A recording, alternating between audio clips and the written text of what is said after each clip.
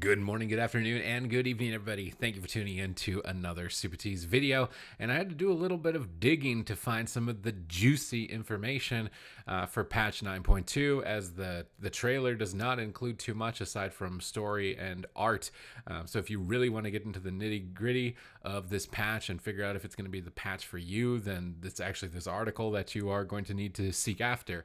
And I'll have it linked in the description down below if you'd like to read it yourself. But I just wanted to go over some of the main points that stood out to me in this article. And those 2 points are tier sets and solo queue PvP. Obviously, as a main PvP player, my focus is on kind of systems, progressions. What do I have to do in order to get the power to compete in PvP? And then also any kind of new features or modes that could possibly come out for PvP, and go into those more specifically. So this first thing that jumped off to me off the page was the tier sets. And I kind of wish that they didn't separate these paragraphs by an image, because the first time I read this, I just went, oh no, please no, don't, no. But then I read the next paragraph and was like, okay, maybe. And it's this paragraph right here. Tier sets will be available through raids dropping like normal armor, but we did want to make sure it will be available to players who aren't raiders. If you're into PvP or Mythic Plus, you can get them from the Great Vault, but not the chest at the end of a dungeon or a conquest vendor. So when I first read that, I was thinking, oh no, they're turning these tier sets into kind of like the Ashran accolade trinket, where I'm just going to randomly never get it and do it every week and just be disappointed forever and never ever. I think more than anything, I can handle, having to branch out and try different content in WoW. But the one thing that always pricks me is the most is the RNG on the reward. If I've overcome the challenge, if I've mastered it, conquered it, I want the sword. I want the trinket. I've had too many bad runs with things like Cunning of the Cruel, DFO, accolade trinkets, swords from King's Rest. I think it's way too many to count at this point for how bad my RNG has been. I know there's players like Vinruki who have tried to get things like Mind Quickening Gem and TBC at maybe 50 plus attempts of doing that raid for a trinket. I think it is just the RNG on that reward. If I'm able to conquer something that's difficult, I want to know at least eventually that I will get it. At least eventually, if I'm going to have to branch out and do something else.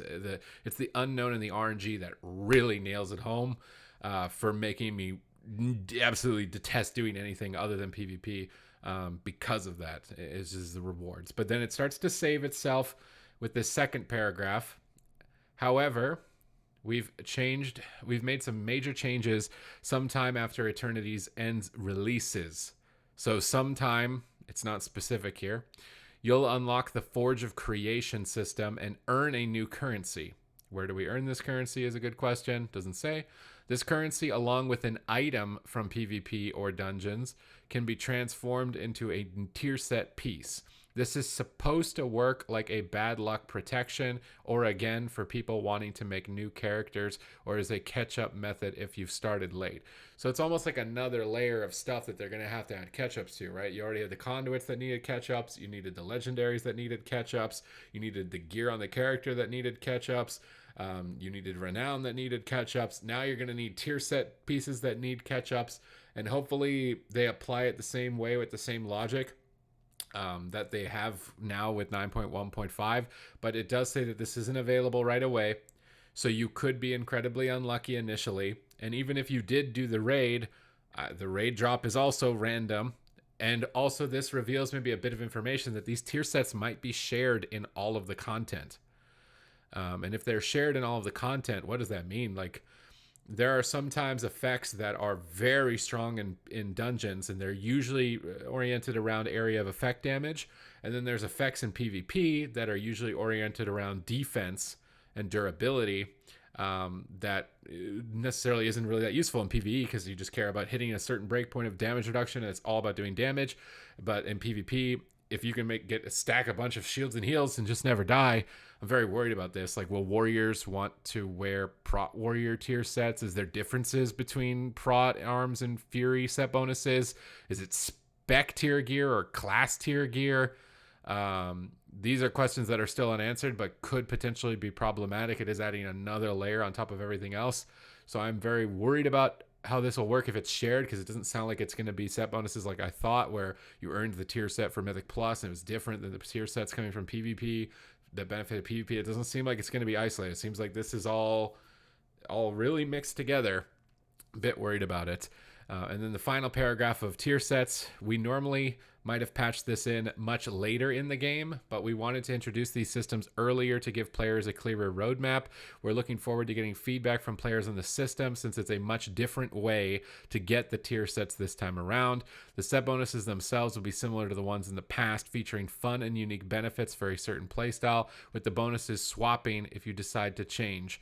We tried to explore a little to get rotations to become fresh and unique. So it does sound like they want to go above and beyond, and not just have this be 0.5% DPS increase or something bland. But again, I'm still worried about this. And there's other times where with them introducing 2 legendaries now that you can wear at the same time, certain covenants for mage, for example, if you wear your covenant specific legendary, it makes what is normally a single target spell AoE, and by doing that it breaks crowd control and effectively completely ruins your plan as a mage. So if these set bonuses make single target AoE, then suddenly you're not viable if you wear it, but you need to. It could create some problems if they're shared, which it does look like it will be. So I've really got my eyes on this now, because it wasn't what I had first anticipated. Having just dug through this and gotten the specifics for it is something that I am very worried about it. I'm glad that they are looking at having catch-up mechanics, having bad luck protection. When does it come in? I want to know that. What are the bonuses? We don't know yet. Need to know that really soon. So how are they going to work in all the different content of the game? But that was a major point that stood out to me. And then finally, we're going to move on to solo queue, which comes in towards the end of the article. So you got to scroll. He talks about raid boss mechanics. He talks about zones and stuff like that. And Morgan Day was the same guy who we got to see, and he was talking about the new honor talent. So he's a good guy. He really likes PvP. He said this multiple times. A lot of the new honor talents I think are really cool and awesome. Still would always just love to get new stuff like that. So I'm curious to see what they do with the set bonuses now that they've said that they're going to be more than just a couple of stat increases. But here they've said, I love PvP, and we've had reintroduced Conquest and Shadowlands for players to buy their gear. As Conquest became more exciting for players and more wanted to engage in PvP, we often get a request about queuing for rated solo PvP. To me, this is kind of underrating. I feel like Savix is getting kind of like lowballed here. Like Savix has been asking for solo queue for a really long time, and it had nothing to do with Conquest. Solo queue has to do with players who don't have the time to organize their schedule with other players, but want a competitive mode to be able to push their skills and abilities. I don't think it has to do with Conquest or has to do with any of this stuff. It just has to do with people who want that specific mode for themselves to have a competitive outlet. The problems come into the specificity of actually doing it in a game like World of Warcraft, and this is how they want to tackle it. That has many challenges, but we're introducing a new PvP brawl with the Eternity's End update as our take on what solo queue in World of Warcraft could look like. It's called Solo Shuffle, and we want players to give us feedback and see if it's a feature we can permanently add. Now, there have been other brawls introduced, like the 6 versus 6, that they had similar language around, where they wanted to see if they want to permanently add it, but then didn't do anything with it, despite it having a lot of positive reception. So I don't know what it takes for a brawl to then be justified as a permanent addition to the game, but we have yet to really see a brawl become a permanent addition to the game.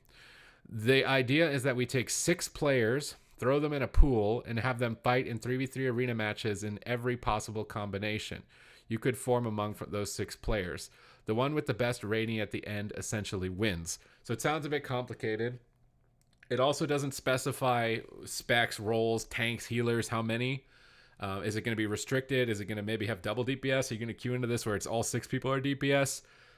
I don't know if I'm even totally against that. It could just be a completely different mode in that sense, where you do have some triple DPS. It's just totally not what you expect compared to the normal 3v3 ranked ladder. You have the team play there that's expected like that with its constructed compositions and meta, whereas this could be just total chaos. They're going to have to go into more specifics. Is it going to make sure there's 2 healers and then 4 DPS? And then those 4 DPS are just interchanged and the healers interchanged? And how many rounds of 3v3 is this possibly going to be? Because it says in every possible combination you could form among those 6 players. That could be a really long series for you. But then it's only about you. How well do you do? So you'll get a game with your best comp, according to this strategy, right? And you'll get a game with your likely your worst composition that is there. And if you manage to win both of those, then you're obviously the better player. As far as matchmaking them together, I'm not sure. It seems cool on paper, but it also seems complicated. I really want to kind of just jump into it more or less than just read it here. So I'm hoping there's a PTR. I'm hoping there's some way we can maybe get some people involved together to actually come onto the PTR and test it to see what this is like. Because it could be a completely different experience. It kind of sounds similar to how like the 5v5 1v1s used to work, where you'd 1-by-1 run in, and that was always super fun to do with other content creators. And it's nice that they are at least thinking about it, right? A lot of the times it was, no, we're not doing solo queue toxicity. We're not doing it. People will get bad comps. We're not doing it. So this at least shows that they are interested in going to another area where before it seemed like they would never go to. But I would really want to test this. And again, are they going to put restrictions on it? Are we going to get tanks? Is it going to be where like there's a tank, a DPS, and a healer, and that's just all you're seeing every game? Kind of yucky, I think, if that was the case. But you can't also bar tanks from doing this, because then that spec can't join at all. It could be really tough for how this is going to work, unless they change dramatically how tanks work in PvP. With the current iteration, I'm just thinking if a team gets a prop paladin and a resto shaman on their side, and you could be going on for some pretty long games with this. Are they going to equalize gear in it as well? That's another point, another contention, because that could be a very wide variant reason for you to lose a match. Is just someone on your team had 145 item level. They just bought the 60 boost and they just jumped into it because, hey, it's there and I can do it and it gives me honor. And then you're trying to win, so maybe some frustrations with gear and that not being equalized, potentially. But I would like to test this. I'm glad that they're looking at it. They're going to try and make it work. But again, it seems like a really complicated undertaking, and we have yet to see a brawl actually added to the game. So will it result in solo queue permanently in the game? I don't know. But it could be a lot of fun. And there have been other brawls that I've enjoyed. So I'm curious for this one. This one's definitely piqued my curiosity a lot more than some of the more recent brawls. But other than that, there we go. We've got tier sets.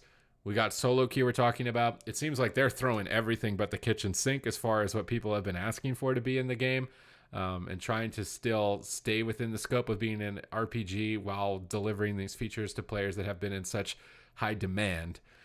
But we're going to have to wait, I think, see more specifics. If you want to see those specifics, make sure you subscribe to the channel, because I'll be delivering that information literally as soon as it comes out. So if you want to be up to date, in the know, and the now all of the time, or you just like listening to my voice, maybe you don't, I don't know if it sounds that bad, then you'll want to make sure that you're subscribed.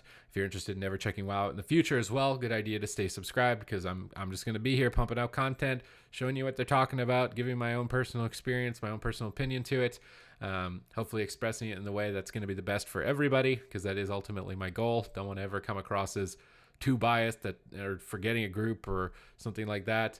Want to make sure everybody feels included. And other than that, thank you very much for watching the video. If you'd like to follow along live with me, you can follow me on twitch.tv/Supatease. I'm streaming there every day at 11 a.m. PST. We are doing viewer games, currently constructing a critical strike stat demon hunter. Nobody's done it. Nobody should ever do it, but I'm doing it. And we also do viewer games. I've helped a ton of people push their rating, learn how to play the game, and improve. So if you're interested in having just somebody to play with, hang out, chill, laugh a little bit, then that's going to be where you want to go. And other than that, thank you very much for watching the video. I will see you in the next one.